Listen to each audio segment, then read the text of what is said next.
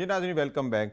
नाज़रीन, ब्रेक से पहले बात हो रही थी कोरोना एजेंसी में सूरत हाल के बारे में। माहिरीन कह रहे थे कि यहाँ पे सूरत हाल जो है वो बेहतर हो जाएगी, थोड़ा सा टाइम लगेगा और फिर खैबर पख्तूनख्वा अपेक्स कमेटी के फैसलों के ऊपर भी अमल दरामद शुरू हो गया, चूँकि मामला काफ़ी पेचीदा हो चुका है तो इसको हल होने में थोड़ा वक्त लगेगा। प्रोग्राम का सिलसिला आगे बढ़ाते हैं और एक न्यूज़ आइटम डिस्कस करते हैं कि वज़ीर आला पंजाब का सरकारी ज़मीनों पर काबज़ माफिया के खिलाफ ऑपरेशन का हुक्म। तो ये सरकारी ज़मीनों का वाकई मामला तो बहुत है, मुख्तलिफ महकमों की हैं, जैसे औकाफ की ज़मीनें हैं, दूसरे इदारों की ज़मीनें हैं, तो उसके ऊपर काबज़ माफिया तो बहुत ज़्यादा है। इसके ऊपर बहुत पहले तवज्जो देनी चाहिए थी, लेकिन चले अगर वज़ीर आला पंजाब को अब ख्याल आ ही गया है तो इसके ऊपर ज़रूर अमल दरामद होना चाहिए। तो मियाँ सैफ रहमान साहब, ये जो सरकारी ज़मीनों के ऊपर कब्ज़ा है अमूमन किया तो वो सरकारी लोगों की तरफ से ही जाता है, फिर सरकारी जो लोग हैं, फिर ख़ास तौर पर जो हुकूमती सहूलतकारी करते ही वो हैं। हाँ वही करते हैं। तो ये फिर अगर इन्होंने खुद ही कब्जा किया होता है तो फिर इसके खिलाफ कैसे ऑपरेशन चले मैं एक बात से आगाज़ करूंगा। मैं नेशनल डिफेंस यूनिवर्सिटी में था, हमारे कमांडेंट जो आजकल प्रेसिडेंट का होता है लेफ्टिनेंट जनरल जावेद हसन थे जी। तो एक दिन हम बातें ये पूरे सिस्टम के ऊपर करने लग पड़े। शाम को मेस में हम बैठते थे तो वो कहने कि यार साहब सिस्टम में करप्शन इस लेवल की है। हालांकि उनकी बेबसी पे अफसोस भी हुआ मुझे। उन्होंने कहा यार मैं 3 स्टार जनरल हूँ, जब मैं अपने ज़मीनों पे अपने इलाके में जाता हूँ तो पटवारी मुझे बेबस कर देता है। सही। तो मैं इस बात पे अच्छा खासा यानी उन्हें कहा कि जनाब देखें, फिर कम से कम हमने चूँकि पढ़ा था जैसे when I was the CSS officer जी, इस informal and formal governance and informal and formal organise. तो मैं कहा कम से कम इसको आप फॉर्मली नहीं हैंडल कर सकते, तो इनफॉर्मली भी अगर कोई मैसेज स्ट्रॉन्ग चला जाए तो चीज़ें बेहतर हो जाती हैं। सही। आप लोग असर्ट नहीं करते, हमने आम बेख्तियार लोगों को असर्ट करते देखता है और करप्शन का मुकाबला करते देखा है, लेकिन वो आटे में नमक के बराबर है। सही। वो एक चूंकि हम एक ट्रेंड सेट ही नहीं कर सके, वो जुर्रत नहीं दे सके लोगों को कि आपने करप्ट प्रैक्टिस में जाके सरेंडर नहीं करना एहलकार के आगे।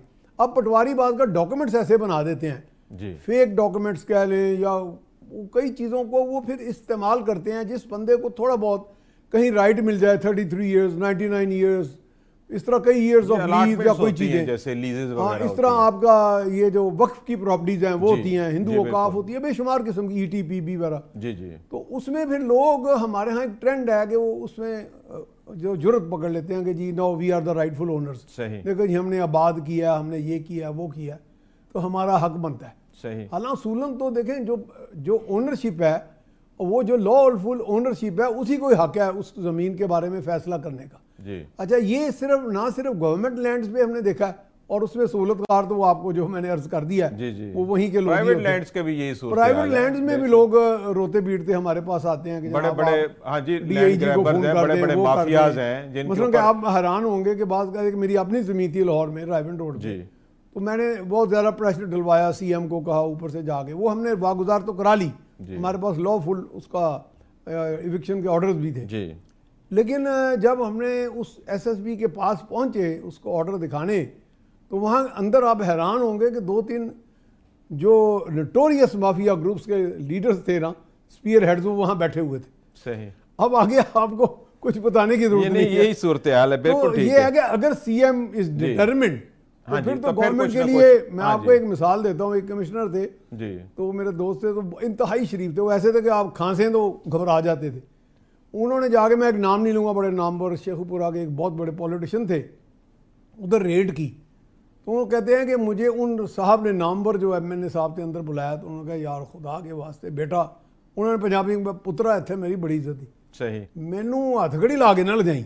पुलिस फोर्स थी ना, स्टेट के पास पावर तो बड़ी होती है, तो पावर तो है, लेकिन स्टेट एहलकारों में बदनीति जी और ये बदध्यानती का अगर अंसर, माफिया की सरपरस्ती भी होती है ना, मिनिमाइज हो जाए तो बहुत फर्क पड़ता है। बिल्कुल ठीक है। नदीम कुरैशी साहब, ये जो मामला है, वज़ीर आला पंजाब ने कहा कि सरकारी ज़मीनों पर काबज़ माफिया के खिलाफ जो है वो ऑपरेशन का हुक्म कर दिया गया है, तो आप क्या समझते हैं कि इस तरह के जो ऑपरेशन है पहले भी लॉन्च किए जाते हैं, लेकिन जब फिर एंड तक पहुंचते हैं तो वो खुद सरकार के बंदे निकल आते हैं, तो आप क्या सूरत हाल होगी? नदीम कुरैशी साहब, आपको मेरी आवाज आ रही है? नदीम कुरैशी साहब तक मेरी जी जी बिल्कुल, वो हमारे साथ इस वक्त मौजूद नहीं है। तो मियां अब्दुल वहीद साहब, ये जो मामला है सरकारी ज़मीनों के ऊपर जो कब्ज़े का मामला है और वज़ीर आला ने इसके ऊपर एक्शन ले लिया है, तो आप क्या समझते हैं कि ये कोई कामयाब हो जाएगा? जी डेफिनेट है, एक माफिया है और उसके ख़िलाफ़ सीएम ने एक बड़ा इनिशिएट लिया है और ये मैं समझता हूँ कि बहुत बड़ी बात है कि चलो काम करने की आपने ठान ली है। अगर काम सीएम करना चाहती है तो फिर डेफिनेट ये काम हो सकता है। कोई इतना मुश्किल तो बहुत है, लेकिन माफिया के ख़िलाफ़ खड़े होना और ये बड़ा ही दिल गुर्दे की बात है। लेकिन अब देखना ये है क्या आप इंसाफ कर सकेंगे, आपके अपने लोग भी उसमें शामिल होंगे, उसमें वो लोग भी शामिल होंगे जो आपके मुखालिफ है, वो भी उनको शामिल होगा। क्या आप ऐसा कर सकेंगे कि इंसाफ जो है नज़र आए करते हुए? तो ये मेरा ख्याल है काफ़ी मुश्किल काम तो है, लेकिन ये हौसला अफजा बात है कि ये, लेकिन अगर ये इन्होंने सीएम ने करके और इसी तरह से छोड़ दिया तो फिर ये जब तक कि इसके ऊपर कोई एक अथॉरिटी ऐसी ना, कोई ऐसा चेक एंड बैलेंस का कोई ऐसा सिस्टम नया ना बना दिया गया, तो फिर ये अगर कोई ऐसा सिस्टम इन्होंने बना दिया चेक एंड बैलेंस का, इसके ऊपर के कोई एक ऐसे जानदार लोगों के ऊपर ऐसी कमेटी बना दी जाए या ऐसे जो चेक एंड बैलेंस का कोई एक ऐसा इदारा बना दिया जाए जो इनके ऊपर, तो फिर तो ये जिनकी दयानत के ऊपर कोई उंगली ना उठा सके, तो फिर तो ये मामला शायद आसानी से हो सकते हैं। अगर ये इसी तरह ही है तो आपको पता है कि जो माफिया है वो इतना स्ट्रांग है कि वो हुकूमतों के अंदर भी जो है वो बनाने में और बिगाड़ने में बड़ा अपना अहम किरदार अदा करता है। तो मैं ये समझता हूँ कि सीएम को इसके ऊपर बड़ा गौर गौश करना चाहिए। अब अगर बात चल निकली है तो इसको दूर तक लेके जाना चाहिए। ठीक है, एक और सर अगर आप गवर्नमेंट ने एक ओवरसीज पाकिस्तानी का एक कमीशन बनाया था, उसमें अक्सर होता था जब कोई एक्शन प्लान होता था तो हमारे वकला भाई वो स्टे ऑर्डर्स वगैरह ले आते थे, तो फिर वो ओवरसीज कमीशन के चेयरमैन या कोई मिनिस्टर्स वगैरह जो सीएम की कोऑर्डिनेशन के साथ चीफ जस्टिस साहब के पास गैर रस्मी तौर पे चैम्बर्स में मिले और रिक्वेस्ट की कि जनाब इसमें हमें फैसिलिटेट किया जाए कि ये जो मशरूम इशुएंस ऑफ है ना, blanket issuance of stay orders, restraining orders, ये रोके जाएं। बिल्कुल ठीक है। तो इसमें ये हो सकता है कि इसमें अदालतों में चूंकि बिल आखिर अगर कोई एक्शन आप लेते हैं और एक स्टे ऑर्डर आता है तो 1 अरब रुपए की प्रॉपर्टी जो है उसी स्टे ऑर्डर की आड़ में हड़प हो जाती है, और हड़प होने की तरफ चल पड़ती है। बड़ी तो वहाँ लैंड होल्डिंग्स करें और वहाँ जरूर उनको तामन मिलेगा। जी बिल्कुल, आप सही कह रहे हैं, बिल्कुल। अच्छा समीना सलमा साहब, आपको मेरी आवाज आ रही है? जी जी। अच्छा ऐसे ये अभी यहाँ पे गुफ्तगू हो रही है कि वज़ीर आला पंजाब ने सरकारी ज़मीनों पर काबिज जो माफ़ी है उसके खिलाफ ऑपरेशन का हुक्म दे दिया है। तो ये है तो बहुत अच्छी बात है कि जो सरकारी ज़मीनें हैं वो वागुजार होनी चाहिए। प्राइवेट लैंड्स तो खैर होती कोई नहीं है, वो जो कि जिसके पास चली जाती हैं वो देता नहीं है, लेकिन सरकारी ज़मीनें हैं, सरकार के पास पावर भी है, सरकार के पास अगर विल हो और पूरी मशीनरी होती है उनके पास, तो आप ये क्या समझते हैं कि जो वज़ीर आला ने एक इनिशिएटिव लिया है ये कामयाब हो सकेगा? जी, मैं समझती हूँ कि वजीर आला साहिबा ने एक बहुत अच्छा इनिशिएटिव लिया है और इस माफिया के खिलाफ पहले भी ये इस तरह का इकदाम लेने की जरूरत थी। और इस तरह के देखिए सिस्टम में से करप्शन खत्म करना, इसको जड़ से हटाना आसान काम नहीं है। उन्होंने ये इनिशिएटिव लिया है और इसमें मेरे ख्याल से मजीद इसको फॉलो अप करने की जरूरत है। ये बहुत इंपॉर्टेंट चीज है कि इसको फॉलो अप किया जाए और चाहे हम जो भी है इसमें इन्वॉल्व, चाहे वो हुकूमत में इनके कोई नुमाइंदे हैं, कोई भी इसमें शख्स इन्वॉल्व है तो उसके खिलाफ एक्शन लेना होगा ना। ये नहीं हो सकता कि क्योंकि उनका ताल्लुक मतलब वो गवर्नमेंट से है या किसी पार्टी से है तो उन्हें किसी किस्म का रिलीफ दिया जाए। जब तक मतलब बायस्ड हुए बगैर एक्शन लिया जाएगा तभी कामयाबी मिल सकती है। तो एक अच्छा इनिशिएटिव है और हम यही उम्मीद कर सकते हैं कि ऐसे माफिया को खत्म किया जाना चाहिए। अच्छा मियां सैफ रहमान साहब, ये एक बड़ी चौंका देने वाली खबर है कि पिछले 24 घंटों में सऊदी अरब, अमारात, इराक और मलेशिया से है वो 63 पाकिस्तानियों को बेदखल किया गया है। अब यहाँ पे जो सूरत हाल है, जैसे आप आए दिन हम सुनते हैं कि यहाँ से लोग उम्रा करने जाते हैं, वहाँ से भीख मांगते हैं, फिर जराइम में मुलव्वस है, जिनसी जराइम में मुलव्वस है, मंशियात में मुलव्वस है। तो ये एक हमारा नाम, चूंकि पहले भी आपको पता है कोई इतना को अच्छा नहीं है, बाहर मुल्कों में हमारे पासपोर्ट की इतनी रिस्पेक्ट नहीं इतनी होनी चाहिए। तो ये एक नया मामला है कि आए रोज कोई ना कोई वहाँ पे वाक़या हो जाता है जिससे मुल्क का नाम बदनाम होता है। तो इस मामले को कैसे हम लोग डील कर सकते हैं? देखिए, मेरा ख्याल है हमारे यहाँ इस चीज़ की हिसासियत नहीं पाई जाती कि बैनुल-अक़वामी जो तल्लुकात होते हैं उनमें काफ़ी चीज़ों फूंक फूंक पे चलना पड़ता है आपको। अपने मुल्क में तो आप इस तरह के गंद बला करते रहते हैं और ये एक, मैं समझता हूँ कि एक बुरा एलिमेंट समझा जाता है, एक रेपुटेशन आपकी ब्लेमिश हो रही है, आपको दागदार हो रही है। तो इस पर बहुत ज़्यादा मेरा हाल हुकूमत को, पर्टिकुलरली जब वो डिपोर्ट होके आए, वैसे तो आपको शायद इल्म होगा इस बात का कि जब कोई डिपोर्ट होके आता है तो हमारे यहाँ FIA उनको डिटेन करती है फॉर इंटेरोगेशन।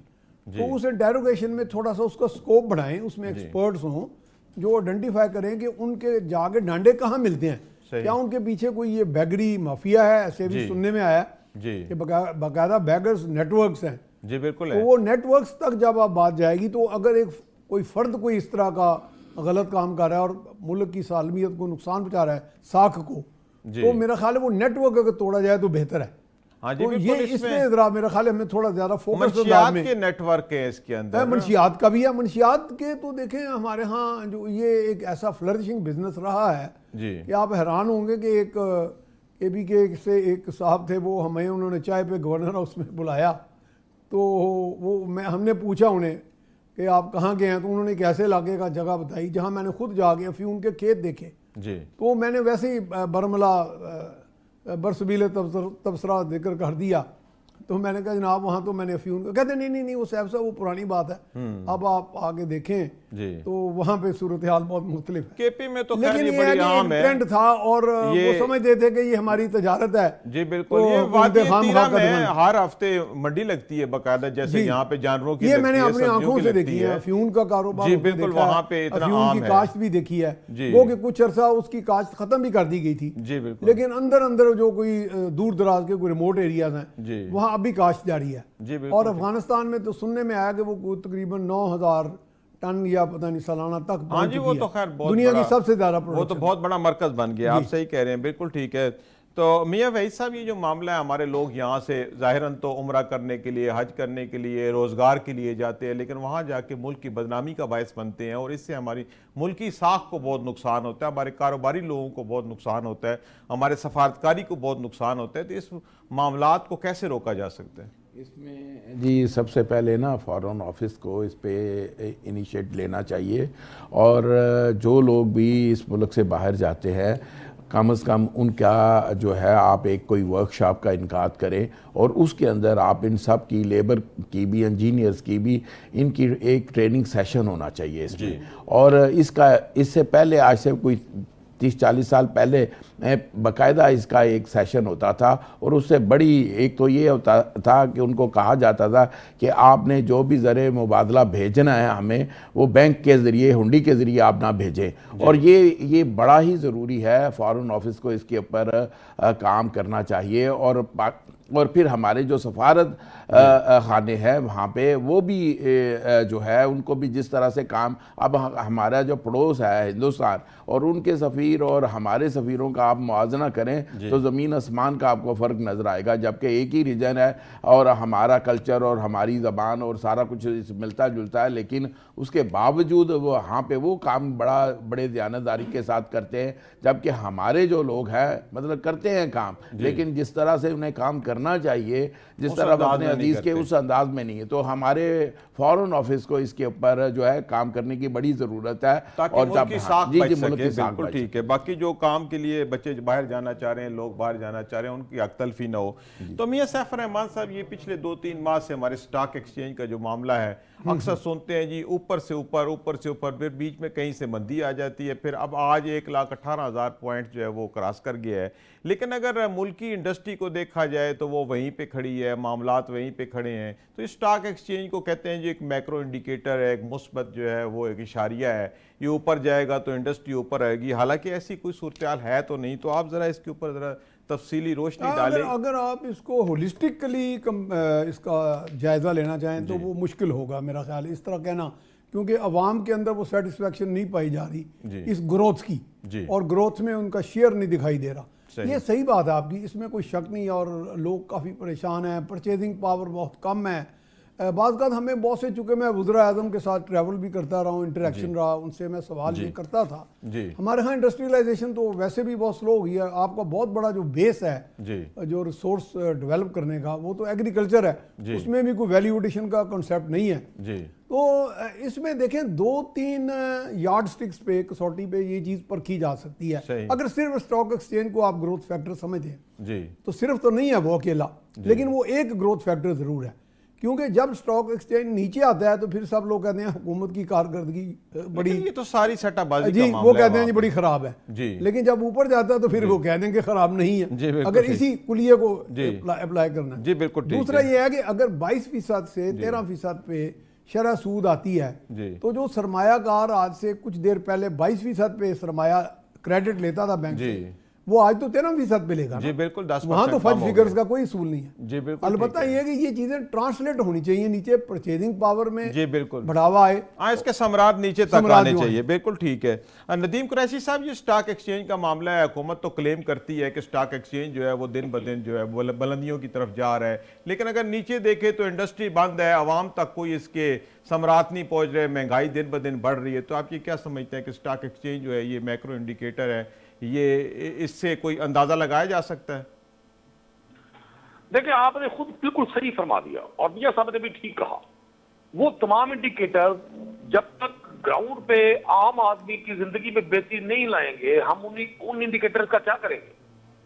और बहुत सारे जो माहिर माशियात है, मैं तो मईशत का आदमी नहीं हूँ, वो ये फरमाते हैं, हाँ एग्रीकल्चर का मुझे नो हो है जी, वो ये फरमाते हैं कि ये सब जो है, ये जो डिजिट्स हैं जी, ये एक पब्लिक परसेप्शन बेहतर करने के लिए डेवलप किए जा रहे हैं। सही। अगर हमारा कॉमन मैन, हमारा छोटा इंडस्ट्रियलिस्ट और बड़ा इंडस्ट्रियलिस्ट जी अपनी इंडस्ट्री के हवाले से डिस्टर्ब है, आप फैसलाबाद को देखें, वो जो हमारी टेक्सटाइल इंडस्ट्री थी, किसी जमाने में मानचेस्टर कहलाता था जी, वहाँ क्या सूरत हाल है? वहाँ मोस्टली इंडस्ट्री बंद है जी, बिल्कुल बंद है, टेक्सटाइल बंद है बिल्कुल।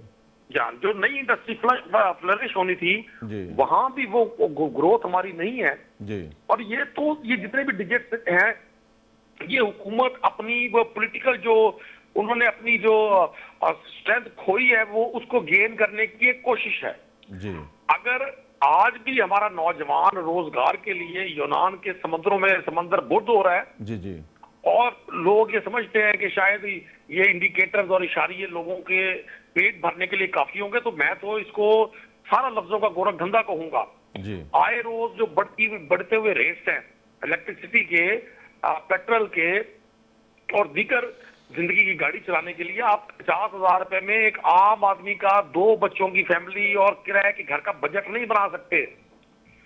ये तमाम इशारे उस वक्त बेनिफिशरी होंगे जब आम आदमी की जिंदगी में बेहतरी आएगी जी। बिल्कुल ठीक कह रहे हैं। जितने हालात बदतरीन मुआशी इन 2-2.5 साल में हुए हैं, इसकी माजी में मिसाल नहीं मिलती। लेकिन बिल्कुल इसके साथ हुक्मरानों के जो अखराजात हैं, हुक्मरानों की जो जाती प्रोजेक्शन पर जो अरबों रुपया खर्च किया जा रहा है, जो अखबारात में टीवी को एड में टीवी एड्स के जी। नदीम कुरैशी साहब, आपका बहुत शुक्रिया।